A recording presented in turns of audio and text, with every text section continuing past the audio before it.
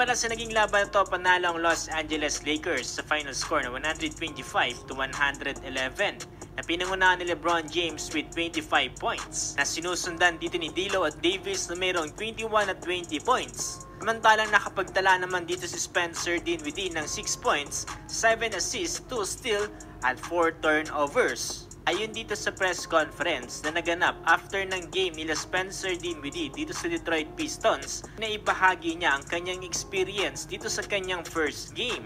Sinabi niya pa nga dito na sobrang thankful daw siya dahil bahagi na siya ng power franchise ngayon dito sa NBA. Sama ang one of the greatest player ngayon dito sa NBA na si LeBron James. Sabi niya pa nga dito, mas pagbubutihin niya pa nga daw ang mga susunod na games, susubukan niya pa nga ang limitahan ang kanyang mga turnovers na nagagawa. Dahil dito kasi sa naging game nila kontra sa Pistons ay nakapag-convert siya ng 4 turnovers with 31 minutes of playing time.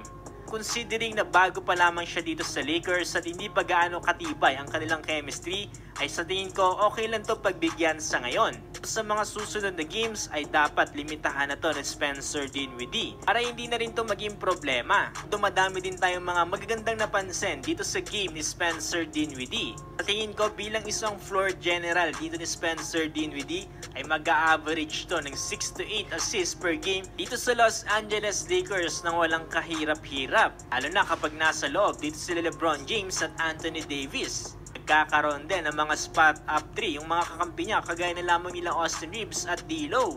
Saktong-sakto talaga yung pagiging floor general niya para dito sa LA. Kung saan isa rin talaga sa mga kailangan dito ng purple and gold this past few games. Isa pa sa mga napansin ko mukhang may green light din dito sa Spencer Dinwiddie na tumira dito from beyond the arc.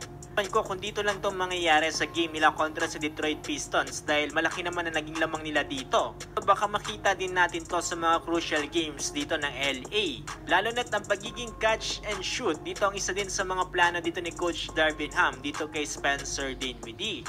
Yes, mukhang achievable naman, no? Mukhang nanlalamig lang to kanina Tumira lamang siya dito ng 1 out of 5 from the 3-point line. Sa tingin ko naman mahihilot pa to sa susunod na laban nila kontra dito sa Utah Jazz. At least nagkaroon na tayo ng pahapyaw dito sa maaaring gawin dito ni Spence. So good mame-maintain lamang dito ng Los Angeles Lakers ang kanilang standing sa Western Conference bilang pang-siyam na kung saan merong 29-26 win-loss record.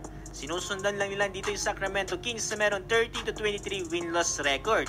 At pang-10 naman ngayon dito sa laylayan ng Warriors na merong 26 wins at 25 losses. Kung ano masasabi nyo dito sa first game ni Spencer Dinwiddie? Prove nga ba sa inyo o nakukulangan pa kayo? Komento lamang inyong palagay. See you on the next one.